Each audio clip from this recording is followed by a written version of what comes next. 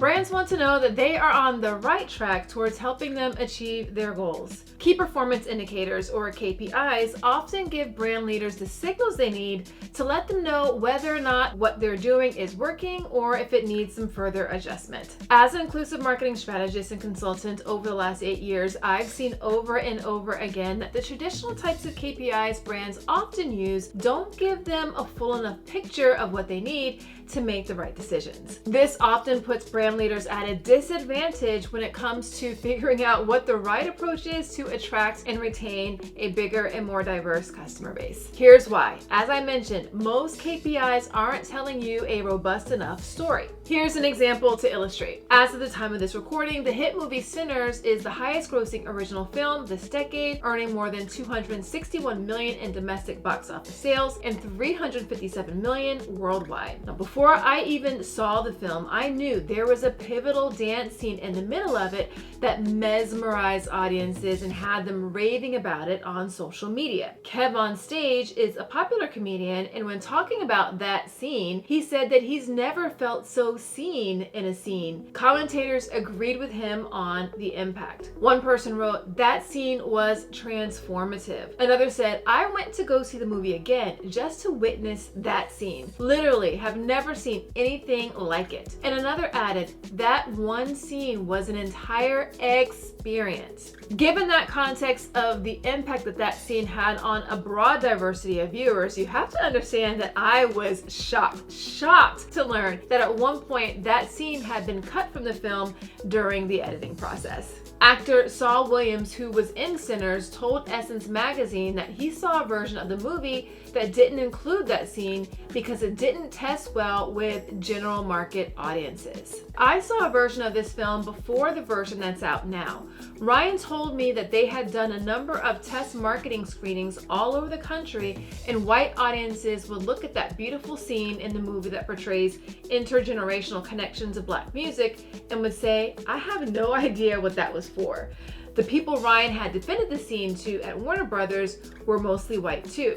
He asked me what I thought, and I said, "Dude, you're doing a film about the blues. This scene is your guitar solo, and you can't take your solo out of the piece. That's the part that you put in there for you, but I know you put it in there for us." There were lots of questions about whether that scene in particular would make it to the final cut. Now, the performance indicators in the testing showed that it was better for that scene to be left out. However, feedback from audiences who actually saw the final film reflected the fact that that scene was pivotal, not only on the impact that the movie had on them as a whole, but to the success of the film as well. So where did this disconnect come from? The performance indicators were captured from the perspective of the general market. What would have been more helpful, and this is true for most brands, is to understand how different types of audiences respond to the stimuli. This type of challenge exists with brand campaigns as well. Me and some colleagues recently gave some feedback to a client on an ad they had created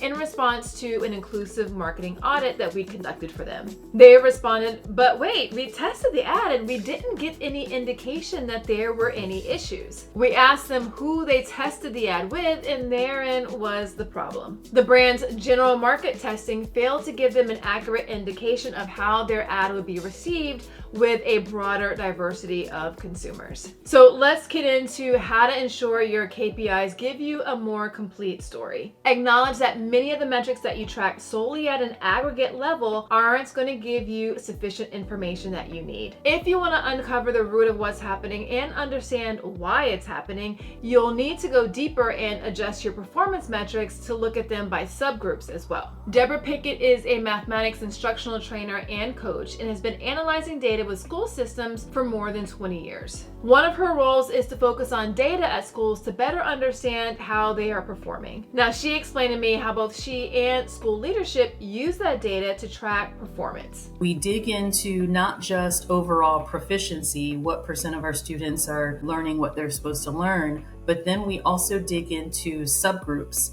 In other words, if we're looking at the subgroups of students, whether it's by grade level or by course or by subgroup, like ethnic subgroup or students with disabilities, are those students also performing at the same levels that the masses are? It's really interesting, but that's how we know if what we're doing is working for students. Pickett went on to add that you have to look at several data points to uncover a more complete story. One of the things we talk about often is triangulating data, because if you just look at, for example, if you just look at teacher data, or you just look at student data, or you just look at that big picture, you miss all of the things that are happening when you look at it all together and see what story that data is telling you. Now here's Deborah Pickett again explaining why looking at data by subgroups generates better markers for success, along with an example of how this method generated results. So in that perfect world, we'd like to say that demographics don't determine a student's destiny. But unfortunately, we know that that's not the case. And so because it's so important that we're meeting the needs of all students, we have to actually look at the data for all students, and not just as that one big group, but in those smaller pockets. When we think to one size fits all, this should work for everyone, we miss out on all of those nuances to make an experience better for everyone. And that's what it's all about. We want to make sure that we're meeting the needs of all of our students. So on the business side, you want to make sure you're meeting the needs of all of your customers. Have you received any resistance from people whenever you suggest or whenever you're looking at data by subgroups to see how people are performing or evaluate how you all are doing? I think that sometimes people may be initially uncomfortable, and that's because we like to think of everybody's the same, everybody just fits in the same happy bucket together. So when you start talking about differences, or okay, this group of students, it often may feel like finger pointing, or, oh, I didn't do something, or I didn't do it right, or I didn't do it well. And it's really not about that at all. It's about, okay, so we've identified this area, what are we going to do next? So it's not oh, I did a terrible job with that. It's, you know what? I wasn't aware of that before, but now that I'm aware, I'm going to be more mindful. Most of the time, that being more mindful means that we're doing that preparation on the front end, rather than, oops, I noticed this data point, now let me try to fix it on the back end. You have to be more proactive than reactive. And so when we put it in that perspective of just those real life scenarios that we've just talked about, where, everybody's not the same, everybody's needs aren't the same. And so we need to identify that sometimes students, depending on their circumstance, are going to need something slightly different. But that doesn't mean that, oh my gosh, I suck as a teacher, or, oh, I'm, a terrible business owner. It just means, okay, now that I'm aware, and sometimes, things just aren't because of our lived experiences, we don't know, we're not aware. But once we are aware, once you know better, you do better. Do you have any examples of when looking at subgroups, identifying a problem, and then making adjustment has made a positive impact? Absolutely. One example in particular, a few years ago, we were looking at data by course. And so we have students that are in what we call accelerated math, meaning they complete more than a year's worth of math within a year's worth of time. So one of the things that, as we started looking at subgroups more frequently, we noticed there was disproportionate representation in those accelerated math classes compared to our overall school population. Again, doing some digging, trying to figure out, well, why is that the case? We found out that some of it really just went back to systems. Because, when you think about, your initial response might be, oh my gosh, why don't we have enough Hispanic students, or why don't we have enough Black students or multiracial students in these courses? But then when we looked at the process, it was, hey, teachers, make a list of the students you think would be great for acceleration. And there may or may not have been some data that was involved in that process, or the data that we used, because that was the way it always been done. Oh, we're going to use these 2 data points, ignoring 7 other data points. And so what we did was we changed the system of identifying students, and went from, hey, make a list and submit it, and we'll schedule the students, to let's look at the long range data of every single student that enters our school. Then what we identified was not only Were our students more representative of the school population in those accelerated math classes? But also what we found is that our students were outperforming not only students in schools like ours, but also in schools that were not like ours. And so it was just nice to see that given the opportunity to thrive, our kids were thriving. So what we didn't do was say, well, this is the way we've always done it. We've always had a list. We've always just done it. Like, instead of staying stuck in that, we had to look at it and explore and then come up with a new solution.